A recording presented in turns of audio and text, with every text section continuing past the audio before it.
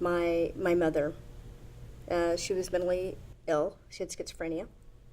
And this was diagnosed after I was born, actually. I have an older sister, and I think it might have been onset by that. I have a twin brother, so my dad says that those symptoms started after we were born, the twins. And from there, she kind of went downhill. I do have memories of her at a young age, of her telling me about the voices and the helicopters flying above.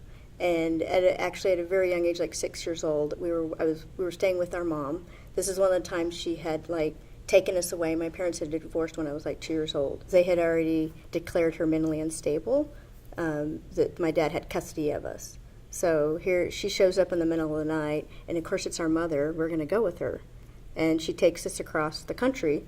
But we're always moving, and we don't really have a place to stay, and we don't have food. We don't know when our next meal is going to be, and we're sleeping on park benches. So that's just kind of the craziness of having a mentally ill mother, that you have these memories. And there are certain things that I didn't understand as well when I was young. My dad actually, at a very young age, when I was 12, had decided to put me into counseling, knowing that I had some physical symptoms, and realized it was more in my head that I was dealing with. And that's one thing I really am thankful that my father did at a young age, because I feel like I am who I am today, and being able to lead a, as you call, normal life. I still see him today, that same counselor. He's giving me the tools. He's like a career coach. He's a life coach. He's like everything. Anytime I have problems, I go to him. But he's giving me those tools, because I didn't have those growing up. I didn't know what was right or normal, but I feel like that's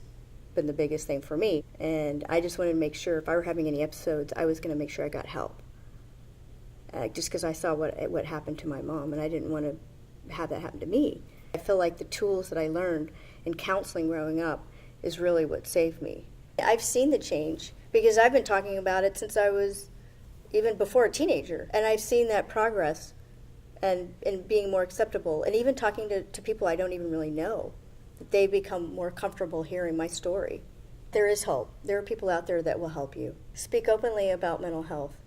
Go to okaytosay.org. Share your story. Add your voice.